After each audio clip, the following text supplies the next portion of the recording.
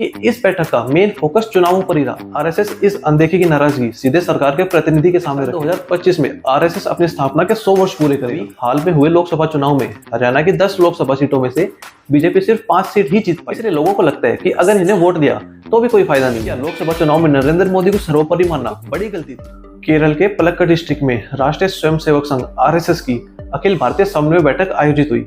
31 अगस्त से 2 सितंबर तक ये बैठक चली। करीब 3 दिनों तक चली इस बैठक में आरएसएस से जुड़े सभी संगठनों के राष्ट्रीय स्तर के प्रतिनिधि शामिल हुए। इस बैठक में बीजेपी की तरफ से संगठन मंत्री बीएल संतोष और जेपी नड्डा भी शामिल थे।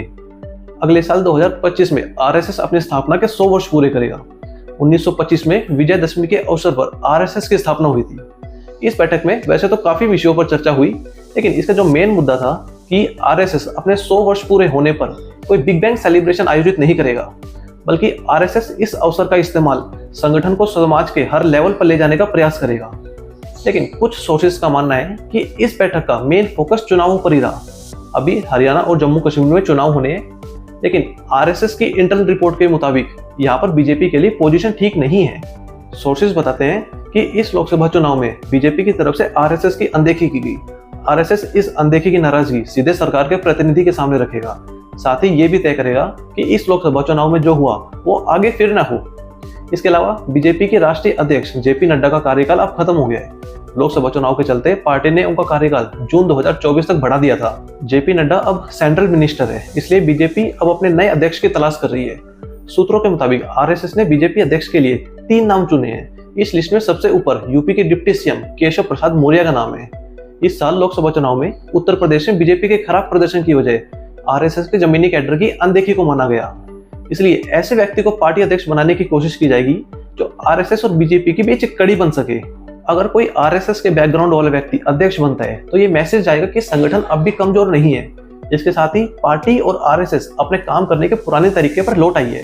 संगठन पहले और सरकार बाद में है, संगठन ही सर्वोपरि है। इस लोकसभा चुनाव में बीजेपी के खराब प्रदर्शन के बाद आरएसएस और सरकार के बीच नाराजगी सामने आई थी। सरसंघचालक मोहन भागवत के बयान से भी साफ हो गया कि उन्हें सरकार का रवैया पसंद नहीं आया। इसे उन्होंने अपने एक भाषण में भी जाहिर किया था, जिसमें उन्होंने कहा कि हमें इस मानसिकता से बाहर आना होगा कि हमारा विचार ही सही है, दूसरे का नहीं। लोकसभा चुनाव के बाद ये पहली मीटिंग है जिसमें आरएसएस और सरकार के प्रतिनिधि के बीच खुलकर बातचीत हुई।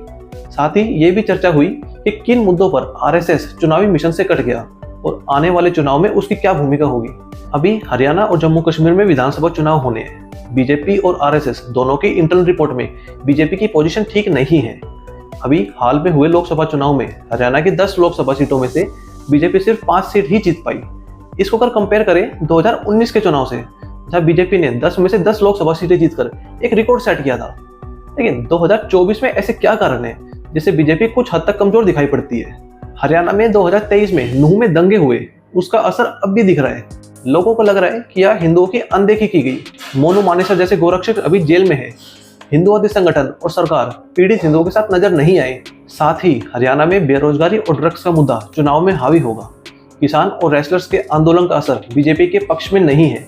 यहाँ पर जाट फैक्टर भी देखने को मिलेगा। हालांकि सग ने यहाँ पर बैठ के शुरू कर दी है। हिंदू कम्युनिटीज के बीच मैसेज भेजे जा रहे हैं, लेकिन उनके गुस्से और हताशा को उत्साह में बदलने के लिए आक्रामक रणनीति की जरूरत होगी। इसके बाद अग्निपथ स्कीम हरियाणा में बीजेपी के लिए अग्नि परीक्षा साबित होने वाली है। हरियाणा चुनाव में ये एक बड़ा मुद्दा है, खासतौर पर दक्षिण हरियाणा में, जहां आमतौर पर हर घर में एक फौजी है। इसे अहिरवाल क्षेत्र कहते हैं। चुनाव में इस योजना का क्या असर होगा, ये देखने वाली बात होगी। अपोजिशन पार्टी इसके खिलाफ जितना बड़ा नैरेटिव सेट कर पाएगी, बीजेपी को उतना ही नुकसान होगा, क्योंकि हर रैली में अग्निपथ स्कीम एक काफी बड़ा और हाईलाइटेड विषय बना हुआ है। कांग्रेस कहती है कि अगर उनकी सरकार बनी तो वे इस स्कीम को बंद करेंगे और साथ ही पुरानी भर्ती वालों को परमानेंट करेंगे। लेकिन इससे उलट बीजेपी इस स्कीम के समर्थन में है। उसका कहना है कि युवा इसको लेकर बिल्कुल भी नाराज नहीं है। कांग्रेस युवाओं को गुमराह कर रही है। वो कभी किसानों का सहारा लेती है, कभी रेसलर्स का। साथ ही बीजेपी एक गारंटी भी देती है कि कोई भी अग्निवीर बेरोजगार नहीं रहेगा। लेकिन अगर ग्राउंड लेवल पर देखा जाए तो इस स्कीम को लेकर लोगों में नाराजगी तो है।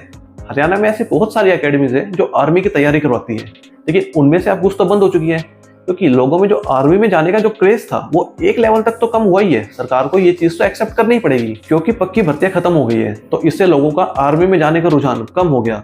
कोई सिर्फ 4 साल के लिए यहाँ क्यों जाना चाहेगा। इसके बाद अगर जम्मू कश्मीर की स्थिति को समझे तो वहाँ काम करने वाले आरएसएस के एक पदाधिकारी बताते हैं कि कैंडिडेट्स की लिस्ट जारी करके उसे वापस लेना बीजेपी की कमजोर पकड़ का नतीजा है। यहाँ पर आरएसएस बीजेपी के नेताओं से नाराज है। सोर्सेस कहते हैं कि कैंडिडेट्स की लिस्ट बनाते वक्त आरएसएस ही नहीं, वहां के लोकल नेताओं की भी अनदेखी की गई। यहाँ पर गौर करने वाली बात यह भी है कि वापस ली गई लिस्ट को तैयार करने में प्रधानमंत्री नरेंद्र मोदी की सीधी भूमिका थी।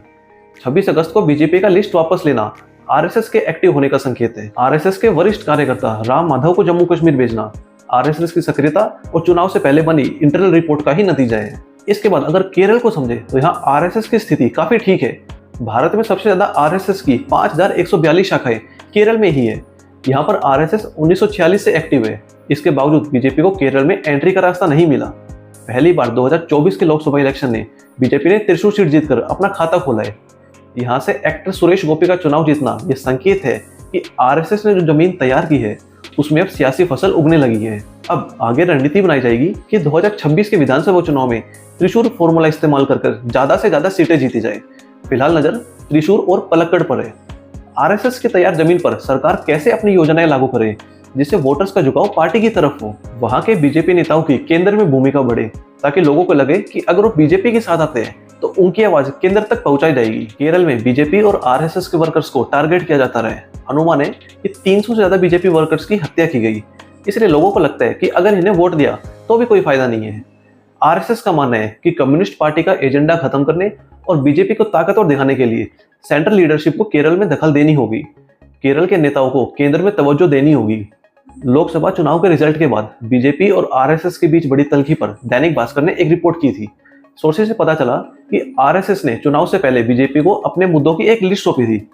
रिपोर्ट में कहा गया कि विपक्ष पर ईडी और सीबीआई की कार्रवाई करने और उसे करप्ट बताने की जगह सरकार को अपनी अचीवमेंट्स गिनाना चाहिए। ऐसे नरेशंस घड़ने चाहिए कि देश की सुरक्षा, दुनिया भर में सम्मान और हिंदुत्व की पहचान के लिए अगर कोई पार्टी खड़ी है तो वो सिर्फ बीजेपी है।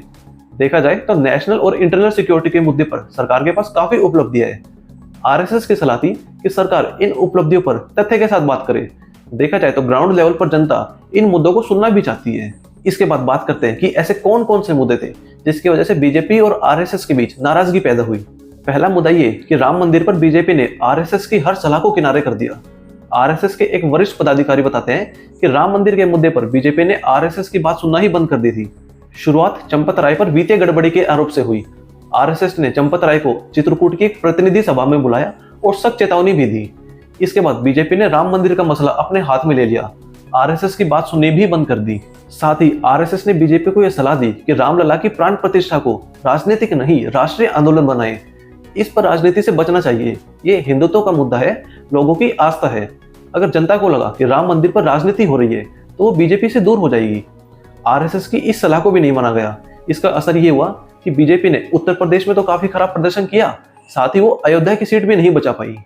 लोकसभा चुनाव में उत्तर प्रदेश ने बीजेपी को बड़ा झटका दिया है।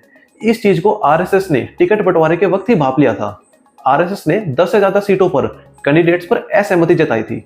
इसमें प्रतापगढ़, श्रावस्ती, कौशाम्बी, कानपुर और रायबरेली जैसी सीटें शामिल थी। कानपुर के अलावा इन सभी सीटों पर बीजेपी की हार हुई है। आरएसएस का कहना था कि कुछ सांसदों को छोड़कर नए लोगों को टिकट देनी चाहिए, जैसा दिल्ली में किया था।